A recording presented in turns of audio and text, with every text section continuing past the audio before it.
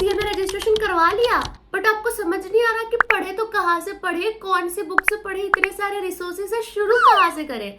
तो आप एकदम सही वीडियो पर हो, क्योंकि आज मैं आपको ये तो बताऊंगी कि आपको कौन से बुक्स से आपकी सीएस की पढ़ाई करनी है, बट ये भी बताऊंगी कि कैसे पढ़नी है वो बुक्स और कौन से प्रायोरिटी में पढ़नी है। तो यार आप लोग बहुत लकी हो, क्योंकि आपको सब कुछ इस वीडियो में पता चलने वाला है और इस वीडियो के बाद आपके माइंड में कोई डाउट नहीं रहेगा कि भाई कौन से बुक से पढ़ाई करनी है। Yes friends, welcome back to my channel. This is Neha Patel and आज मैं आपको 5 ऐसे बुक्स के रेफरेंसेस बताने वाली हूँ जो आपको यूज करने हैं आपके सीएस के जर्नी में, जिससे आपको ऑल इंडिया रैंक आ सकती है।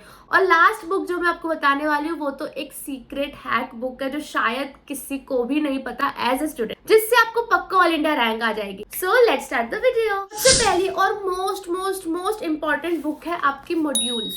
यस गाइस, मॉड्यूल्स बहुत ही ज्यादा जरूरी है, क्योंकि इंस्टीट्यूट को नहीं पता कि आप कौन से क्लासेस में रजिस्ट्रेशन करवाए हो। अच्छा, ये नेहा ने XYZ क्लासेस से रजिस्ट्रेशन करवाया तो ये क्लासेस के नोट से क्वेश्चन पूछो, नहीं। आपके जो भी क्वेश्चंस आने वाले हैं वो आने वाले हैं इस मॉड्यूल से। एंड मॉड्यूल रीड करने का एक प्रॉपर तरीका बताती हूँ, क्योंकि I agree on this part कि बहुत सारे मॉड्यूल्स है, बहुत बड़े मॉड्यूल्स है, बहुत लेंथी मॉड्यूल्स है। तो मैं आपको एक चीज सजेस्ट करूंगी कि आप प्रैक्टिकल सब्जेक्ट्स के मॉड्यूल स्किप कर सकते हो, बट थियरी सब्जेक्ट्स के, लॉ सब्जेक्ट्स के तो मॉड्यूल आपको रीड करने ही है। कैसे करोगे, समझो आप आज एक लेक्चर देखते हो, क्लासेस में आपने कोई एक लेक्चर देखा, तो वो लेक्चर में जो भी कॉन्सेप्ट करवाया है, घर आके आप उस कॉन्सेप्ट का मॉड्यूल रीड करोगे। इस तरीके से आप देखोगे कि जब सितंबर आ रहा होगा, अक्टूबर, नवंबर, तब तक आपके मॉड्यूल रीडिंग कंप्लीटली हो चुकी होगी। अभी आपके पास टाइम है। यस गाइस, अभी आपके पास टाइम है। एक बार अगस्त सितंबर आएगा ना, अगर जो आप दिसंबर अटेम्प्ट वाले देख रहे हैं, you will be so busy, आपको कुछ भी करने का टाइम नहीं होगा उस टाइम पर। अभी जितना कुछ कर सकते हो, जितना पढ़ सकते हो पढ़ लो। तो मॉड्यूल अभी से शुरू कर लो, मॉड्यूल रीडिंग अभी खत्म कर लो, और मॉड्यूल रीडिंग से आप एग्जाम तो क्लियर कर ही लोगे, बट सबसे ज्यादा इंपॉर्टेंट है लॉ की लैंग्वेज। यस गाइस, जैसे हिंदी एक लैंग्वेज है, गुजराती लैंग्वेज है, मराठी लैंग्वेज है, वैसे लॉ की भी अपनी एक लैंग्वेज होती है। आप सीएस बन जाओ बट आपको लॉ का लैंग्वेज ही ना पता हो, आप इंटरप्रेट ही नहीं कर पाओ, तो क्या फायदा। तो आपकी वैल्यू कैसे रहेगी डिमांड में, आपको कंपनीज कैसे अच्छा पे करेगी जब आप अपने स्किल्स ही नहीं दिखा पाओगे। अगर हम आज कंपनी में काम कर रहे हैं, कुछ नया अमेंडमेंट आता है, तो हम तुरंत उसको इंटरप्रेट करके कंपनी को बताते, ऑर्गेनाइजेशन को बताते कि अभी हमें ये चीजें करनी है। बट अगर आपको लॉ का लैंग्वेज ही ना आए तो आप कैसे कुछ नया इंटरप्रेट कर पाओगे। इसलिए लॉ के लैंग्वेज के लिए मॉड्यूल रीडिंग बहुत जरूरी है। एंड मैंने आपको बताया भी है कि आप थोड़ा थोड़ा करके मॉड्यूल रीड करो। आज जो लेक्चर में खत्म हुआ उतना ही पार्ट का मॉड्यूल रीड करो, बट मॉड्यूल रीड करना बहुत जरूरी है आपके फ्यूचर के लिए। Second important source is past years paper. Now guys, past years paper और स्कैनर में फर्क होता है। स्कैनर में चैप्टर वाइज पास्ट ईयर्स के जो क्वेश्चन है वो दिए जाते हैं। पास्ट ईयर पेपर तो अपने में एक पूरा पास्ट ईयर पेपर है, सब्जेक्ट वाइज इसमें पूरा रहता है। सो मैं आपको एक चीज बताती हूँ, आप सर्च करना गूगल पर ICSI गाइडलाइन आंसर्स, उसमें सबसे पहले वाले वेबसाइट पर चले जाना, आपको फ्री में क्वेश्चन पेपर के साथ आंसर्स भी दिए जाएंगे। तो आपको अभी से, जब आप अपनी एग्जीक्यूटिव की जर्नी स्टार्ट करते हो, लेक्चर्स देखना स्टार्ट करते हो, तुरंत बेसिस पे आपको पास्ट ईयर्स के पेपर सॉल्व करना है। अब आप बोलोगे कि यार हमारा कॉन्सेप्ट तो खत्म हुआ नहीं, हम कैसे करेंगे। यही तो मैजिक है, यही तो आर्ट है जो सब बच्चे कर रहे हैं, वो आप कर रहे हो तो यार आपको भी फिर सब बच्चे जैसे मार्क्स आ रहे हैं। सब बच्चे नहीं कर रहे हैं, वही तो आपको करना है। ये मेजरली बच्चे नहीं करते, पास्ट ईयर्स पेपर्स तो 99% बच्चे सॉल्व ही नहीं करते। तो अगर आप करते हो तो ही तो आप उस 1% में आओगे। बहुत सिंपल है, सैटरडे संडेज को पास्ट ईयर्स पेपर्स कोई भी सब्जेक्ट का उठा लो, लॉ सब्जेक्ट का उठाओ, प्रैक्टिकल सब्जेक्ट का उठाओ, और आंसर्स तो आपके सामने ही होंगे। आपको खुद से आंसर नहीं सोचना है, क्वेश्चन के साथ आंसर होगा। इसका पर्पस क्या है, आपको समझेगा इंस्टीट्यूट किस टाइप के क्वेश्चंस पूछती है, ये इंपॉर्टेंट पर्पस है। आप जो पढ़ रहे हो आपको एक डायरेक्शन मिलेगी। तो आपका सेकंड इंपॉर्टेंट रेफरेंस होगा पास्ट ईयर्स पेपर। मुझे याद है मैं मेरे सीएस जर्नी के टाइम पर 4-5 पेपर्स डेली सॉल्व करती थी, क्योंकि मेरे को एडिक्शन हो गया था। मुझे इतना पसंद आता था पास्ट ईयर पेपर सॉल्व करना। जब मैं दूसरे दिन लेक्चर में जाती थी, जो सर पढ़ा रहे होते थे वो मुझे थोड़ा बहुत पहले से आता था, मेरा वो सेकंड रिवीजन हो जाता था लेक्चर में, और मुझे पता होता था हाँ अब ये सर इंपॉर्टेंट कॉन्सेप्ट पढ़ा रहे हैं, ये कॉन्सेप्ट जो है वो बहुत बार पूछा गया है। तो ये सारी चीजें आपको एक किक देगी और आपके अंदर एक इंटरेस्ट पैदा करेगी, जो जरूरी है आपको इस जर्नी में लॉन्ग टर्म तक। Important reference is your classes के नोट्स। डेफिनेटली क्लासेस के नोट्स से आपको कॉन्सेप्शनल क्लैरिटी होने वाली है।